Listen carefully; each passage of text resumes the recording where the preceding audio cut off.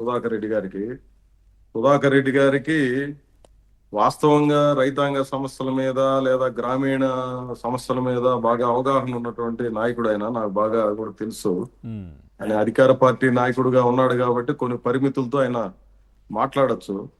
ఇక్కడ నేను సూటిగా చెప్పదలుచుకున్నటువంటి విషయం ఏంటంటే, ఒక ప్రతిపక్ష నాయకుడు హోదాలో జగన్మోహన్ రెడ్డి గారు ఈ రాష్ట్రంలో ఎక్కడికైనా పర్యటన చేసే హక్కు కానీ లేదా ఆయనకి ఆ సౌలభ్యం కూడా ఉండాల్సిన అవసరం ఉంది. దాంట్లో ఏమాత్రం సందేహం మనకేం ఉండాల్సిన అవసరం లేదు. ఎందుకనంటే రాష్ట్ర ప్రభుత్వం ఏదైనా ఫెయిల్యూర్స్ వచ్చినప్పుడు ప్రతిపక్షంలో ఉన్నటువంటి వాళ్ళు దాన్ని ఎక్స్పోజ్ చేసి దానికి అనుగుణంగా కొన్ని చర్యలు చేపట్టమని చెప్పి అడగాలి. అది ప్రజాస్వామ్య ప్రక్రియలో ఇది ఒక ముఖ్యమైనటువంటి భాగం.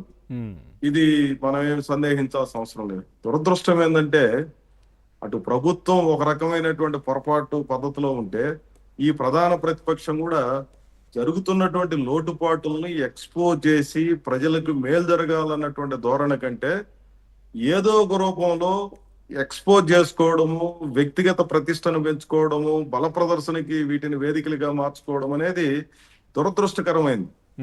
రైతాంగ విషాదాన్ని తమ ప్రయోజనాల కోసం అటు ప్రధాన ప్రతిపక్షమైనా ఇటు పాలక పార్టీలైనా వ్యవహరిస్తున్నటువంటి తీరు మాత్రం సక్రమంగా లేదు. వాస్తవంగా ప్రధాన ప్రతిపక్ష నాయకుడు అసెంబ్లీలో దీని మీద ఒక పెద్ద చర్చ చేయొచ్చు.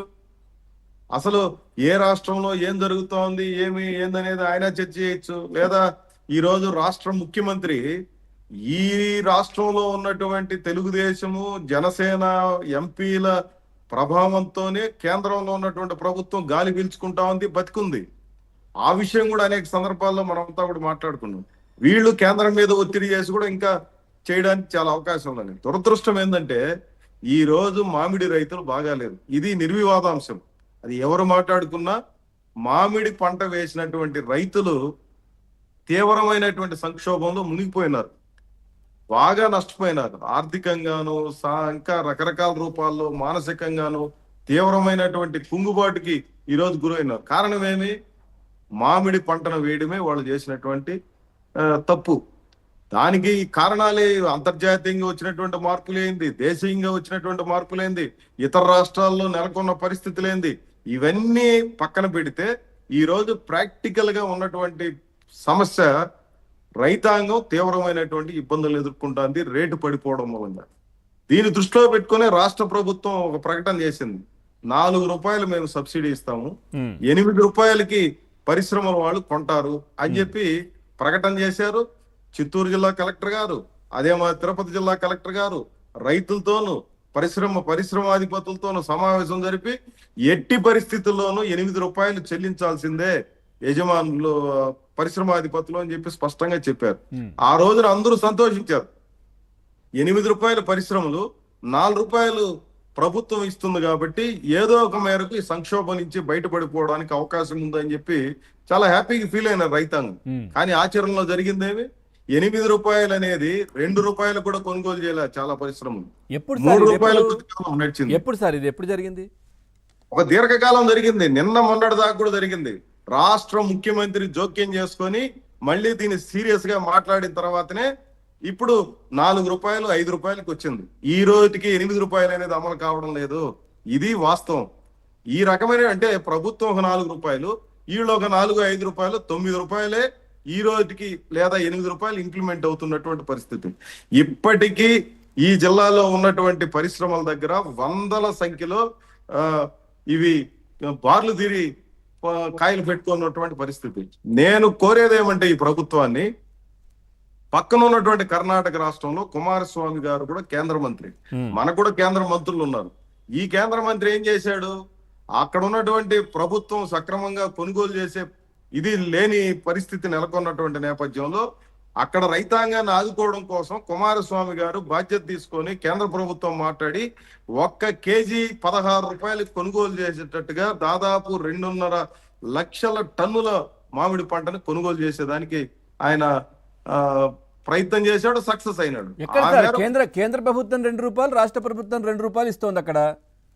సో 16 రూపాయలు ఎక్కడ? 16 రూపాయలు ఇచ్చి ఎక్కడ కొంటున్నారు? రూపాయలు ఈ రోజు సార్. కర్ణాటక ఇక్కడ మనం 12 రూపాయలు అయితే కర్ణాటక రాష్ట్రంలో 16 రూపాయలు. సార్ ఇప్పుడు ఒక కేంద్ర కేజీ. ప్రభుత్వం 2 రూపాయలు ఇస్తుంది అక్కడ, రాష్ట్ర ప్రభుత్వం కేంద్ర 2 ప్రభుత్వ రూపాయలు సాయము- కలిపి 4 రూపాయలు సబ్సిడీ ఇస్తున్నారు అక్కడ. కానీ ఇక్కడ రాష్ట్ర ప్రభుత్వమే 4 రూపాయలు కదా. నేను అనేది కూడా అదే కదా. ఇప్పుడు అక్కడ 16 రూపాయలు ఇచ్చేది వాళ్ళు ఎంత సబ్సిడీ ఇస్తున్నారు? లేదా పరిశ్రమల వాళ్ళు ఎక్కువ ఇచ్చారా, రాష్ట్ర ప్రభుత్వం ఎక్కువ ఇచ్చిందా, కేంద్ర ప్రభుత్వం ఎక్కువ ఇచ్చిందని కదా. రైతాంగానికి ఎంత చేరుతున్నది అనేది ప్రశ్న. అవును, మన ఇప్పుడు రాష్ట్రంలో ముఖ్యమంత్రి గారు కూడా 130 కోట్లు సహాయం చేయండి అంటూ కూడా రాశారు కదా. ఇప్పుడు ప్రాసెస్ జరుగుతోంది కదా అది. నేను చెప్పేది అదే సార్. నేను చెప్పేది మీకు ప్రాసెస్ జరుగుతుంది అనే పేరుతో అరే, సీజన్ పూర్తి ఇప్పుడే కదా అయిపోయాక సార్ సీజన్ కాదు సార్, ఇప్పుడే కదా. ఇప్పుడు సీజన్ అయిపోయింది మొన్నే. దీనికి సంబంధించి ఏదైతే ఇప్పుడు ఇందాక సుధాకర్ రెడ్డి గారు చెప్పారు, పెద్దిరెడ్డి గారికి ఉన్నటువంటి ఫ్యాక్టరీలో అంటే బెదిరించి 3 రూపాయలకు 2.5కు 3 రూపాయలకు కొనుక్కుంటున్నారు వాళ్ళు. ఈ విధంగా ఫ్యాక్టరీ యాజమాన్యాలు కూడా ఆ విధంగా మోసం చేసే పరిస్థితి కనిపిస్తా ఉంది. నేను అనేది అదే. ఫ్యాక్టరీ అది పెద్దిరెడ్డి రామచంద్రారెడ్డి, జగన్మోహన్ రెడ్డి వ్యక్తుల సమస్య కాదు. దీన్ని నియంత్రించాల్సింది ఎవరు? అధికారంలో ఉండేది జగన్మోహన్ రెడ్డి గారు కాదు సార్, ఇప్పుడు చంద్రబాబు నాయుడు గారు. అవును అవును ఆ, ఇప్పుడు పెద్దిరెడ్డి రామచంద్రారెడ్డి 3 రూపాయలకి బలవంతంగా ప్రభుత్వం చెప్పిన దానికి భిన్నంగా ఆయన కొనుగోలు చేస్తూ ఉంటే నువ్వు ఆ ఫ్యాక్టరీని సీజ్ చేయి, లేదంటే అక్కడ ఉన్నటువంటి వాళ్ళ మీద కేసులు పెట్టు. ఏదేదో కేసులన్నీ పెడుతున్నారు, రకరకాల చర్చలు జరుగుతున్నాయి కదా. ఎంత తప్పుడు వ్యవహారం. ఏదేదో ఎందుకు అక్కడ- పెడతారు సార్? మీకు తెలియంది ఏముంది? ఏదేదో ఎందుకు పెడతారు? ఏదేదో కాదు సార్, ఏదేదో సమస్యల మీద జరుగుతున్నాయి కదా, రకరకాల సమస్యలు. ఇది రైతాంగం ఎదుర్కొంటున్నటువంటి సమస్య నేరుగా. ఇప్పుడు లిక్కర్ సమస్య మీద చాలా సీరియస్ గా ఈ ప్రభుత్వం చేస్తున్న మంచిదే. లేదు, ఖనిజాల్లో తవ్వకాల్లో చాలా తప్పులు జరిగినాయని చేస్తున్నారు, ఓకే మంచిదే. ఇప్పుడు రైతులు నేరుగా సమస్యను ఫేస్ చేస్తున్నటువంటి దగ్గర నష్టపోతుంటే ప్రభుత్వం ఎందుకు? అది పెద్దిరెడ్డి రామచంద్రారెడ్డి కాబట్టి వెనక్కి తగ్గలనా? ఆయన పెద్ద పలుకుబడి కలిగిన వాళ్ళు లేదా పెద్ద బలమైనటువంటి మనిషి వెనక్కి తగ్గమంటారా? అంటే నేను అదే సార్ సూటిగా, వైసీపీనా లేకపోతే ఇంకొకరు కాదు, యజమానులు పరిశ్రమాధిపతులు ఎవరైనా బాధ్యతగా వ్యవహరించకుండా ఉంటే Right, okay. సీరియస్ గా రియాక్ట్ కావాల్సింది ఎవరు? ప్రభుత్వం కదా. అవును. నేను అనేది ఇక్కడ జగన్మోహన్ రెడ్డి చేసిన దాన్ని నేనేదో సమర్థిస్తూ ఉండడం లేదు. ఎందుకంటే జగన్మోహన్ రెడ్డి అప్పుడు ఏదైతే ప్రకటించారో, అప్పుడు కలెక్టర్లు ప్రకటించారు సబ్సిడీ ధర ఇస్తామని, ఇవ్వలేదు. అవి ఎవరు కూడా ఎప్పుడు మాట్లాడలేదు అప్పుడంతా. నేను ఇప్పుడు జగన్మోహన్ రెడ్డి గారు మామిడి రైతులను పరామర్శించడానికి తప్పు పట్టాల్సిన అవసరం లేదు సార్. లేదు, ఇంకొకరు బాధల్లో ఉంటే తప్పు పట్టాల్సిన అవసరం లేదు సార్.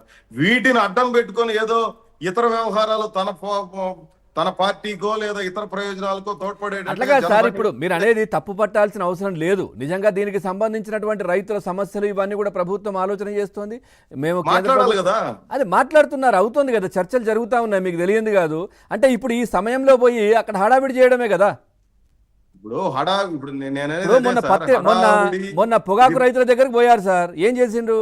పూర్తిగా అక్కడ మొత్తం పొగాకు బయలన్నీ కూడా దొక్కేసి వచ్చేసారు. నేననేది అదే సార్, సమస్య పరిష్కారానికి తోడ్పడేటట్టుగా ఉండాలి తప్ప ఇది కొత్త సమస్యలు తేవడానికి కాదు కదా. నేననేది అదే చేస్తున్నారు ఈయన. కొత్త సమస్యలు తేవడానికి కాదు జగన్మోహన్ రెడ్డి గారు పోవాల్సింది. ఈయన కూడా నిన్న మొన్నటి దాకా బీజేపీని మోసిన ఆయనే కదా. మొత్తం కేంద్రంలో ఆ 5 ఏళ్లు బతికుందంటే బీజేపీ, లేదా అవన్నీ నిర్ణయాలు చేయగలిగిందంటే రకరకాల రాష్ట్రాల హక్కులతో సహా మొత్తం ఆ రోజున దెబ్బతీసి చేశారని అంటే వీళ్ళ మద్దతుతోనే చేశారు. ఈయన మోసే పనే, ఆయన మోసే పనే కేంద్రంలో ఉన్నటువంటి వాళ్ళని. మీరు ఎంతన్నా మోగండి, ఈ రాష్ట్రంలో ఉన్నటువంటి రైతాంగాన్ని కాపాడేందుకు అవసరమైనటువంటి పద్ధతుల్లో వ్యవహరించండి. స్వార్థపూరితమైనటువంటి ప్రయోజనాలు వదిలిపెట్టి ఈ రాష్ట్ర ప్రయోజనాలు కాపాడు